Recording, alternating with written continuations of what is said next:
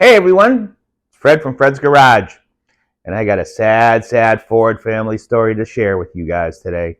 So, a coworker of mine, back in July, August of 2021, was watching the new Maverick release, and he decided he's going to put down the $100 and order a Maverick hybrid.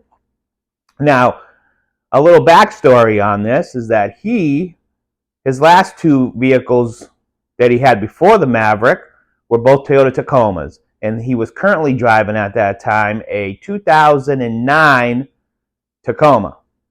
So he had that Tacoma since new. It was 12 years old or so, 11, 12 years old by that time. And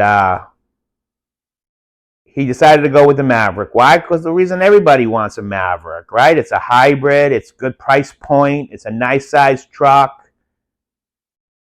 35, 40 miles to the gallon. He got the hybrid. So he bought a XLT hybrid Marriott. And I'll show you a picture of it right here real quick.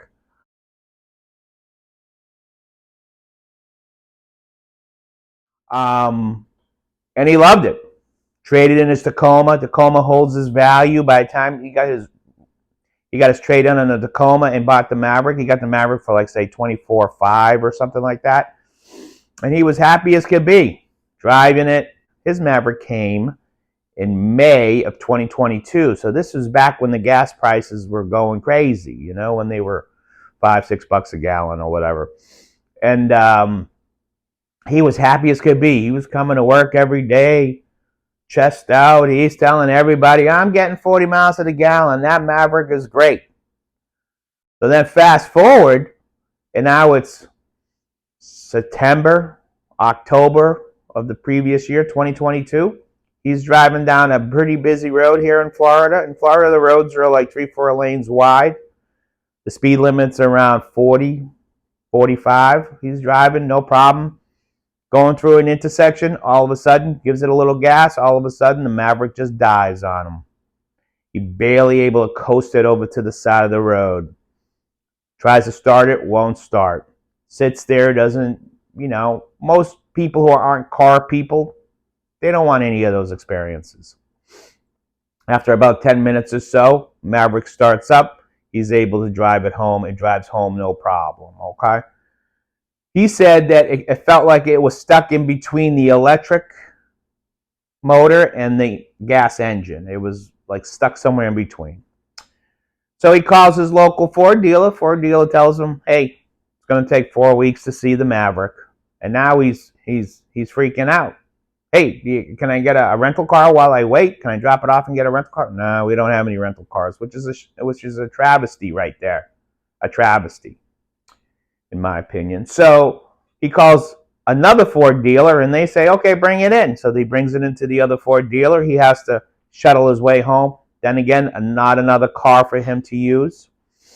That Ford dealer said they're probably going to need 3-4 days to get it. So now he's home without a car 3-4 days, has to have his wife driving to work. It's a huge inconvenience for somebody who just bought a brand new car.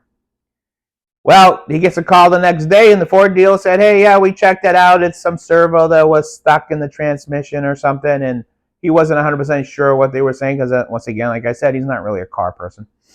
And he went and picked it up, drove it, no problem. So here it is a week ago. Okay, so it was about 3-4 months. It's a week ago. He's on a major highway now, right? He's going to Orlando. He's on a major highway, going 65, 70 miles an hour, tractor trailer in front of him. He decides that he's going to give it a little gas, try to pass that tractor trailer. He gets halfway down to the tractor trailer. All of a sudden, the motor shuts off on him. So now he's on a major highway here, 65 miles an hour, next to a tractor trailer, motor dies, everything dies, all the lights, everything's out. He's luckily able to coast it over to the side.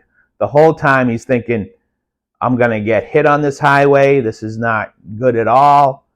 Tries to start it, won't start. He's calling AAA, all that stuff, roadside assistance. And then 15 minutes later, the car starts back up. and he's able to drive it back home. He gets home, he says, I'm done.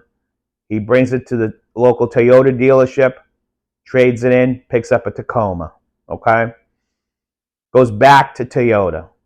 Now, the sad part of the story, and God bless that he's okay, but the sad part of the story is that it is extremely hard for car companies to take people away from the car brand that they're already in.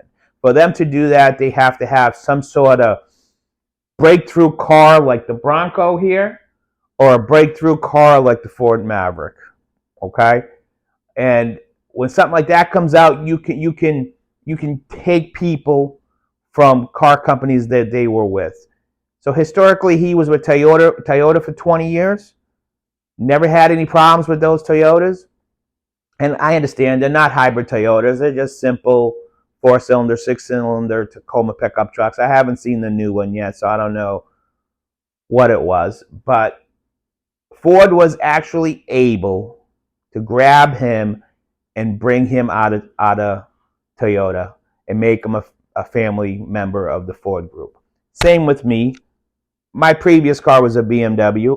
My last Ford was a 1999 Mustang LX 5-liter. After that, I basically stayed with Toyota and BMW. The Bronco brought me back to the Ford family. I've always liked Ford vehicles in the past, but there was nothing that really made me want to leave BMW or Toyota, you know? I was comfortable with those vehicles. And the Bronco, just the looks, it's like I said, it's a breakthrough vehicle, just like the Maverick.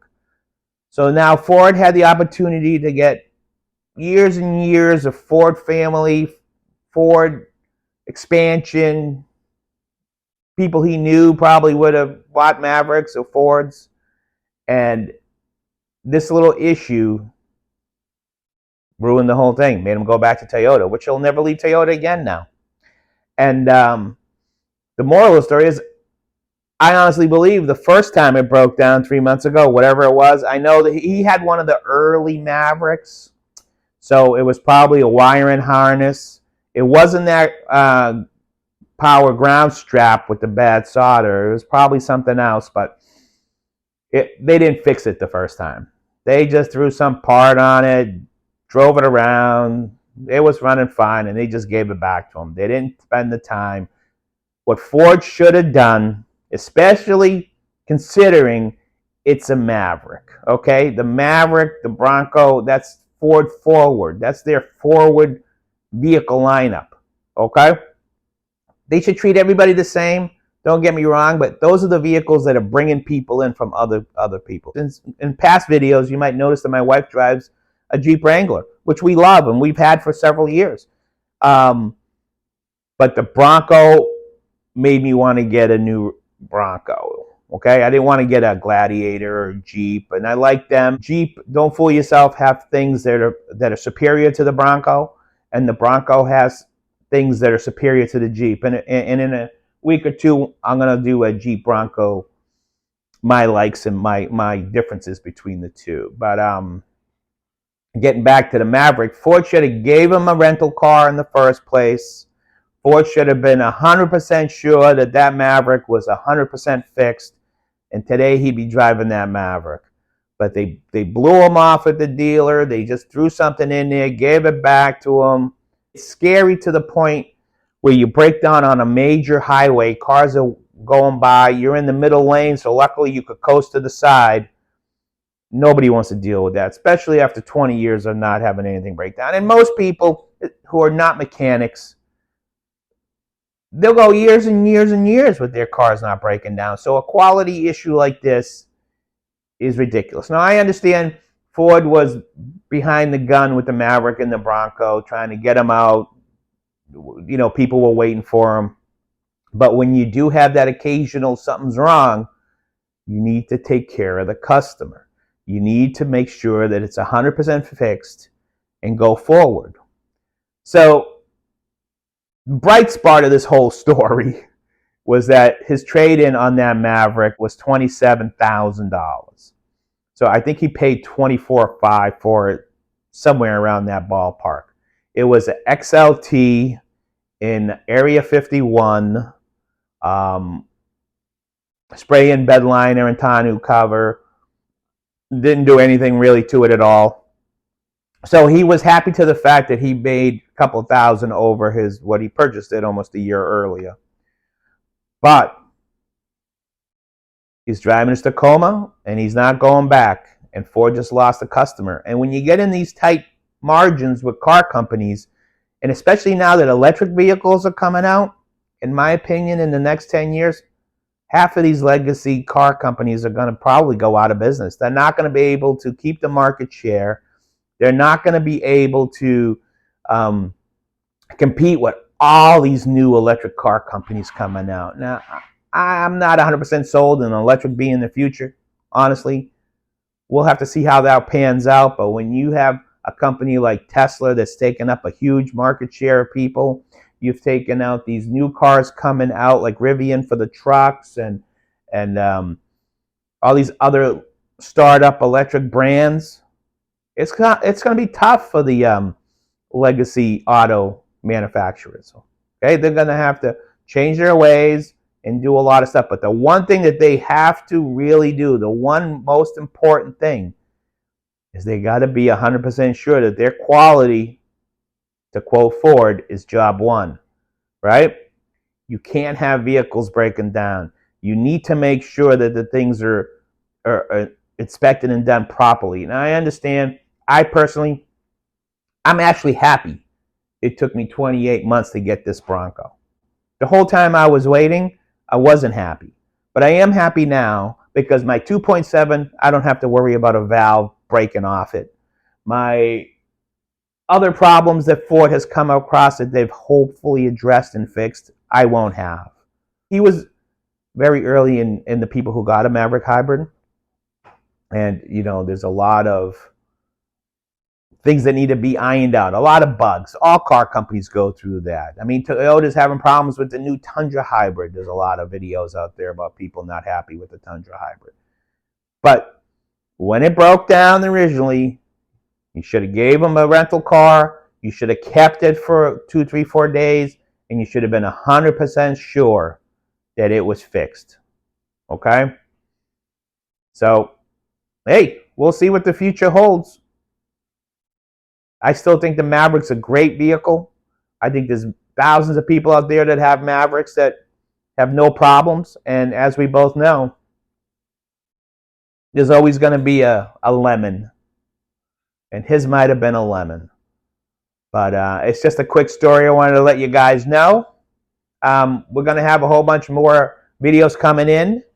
The weather here in Florida is bad, so we're waiting for a couple of good days. And I know I sound like a fool when I say the weather is bad here in Florida. It's like 50 out and raining.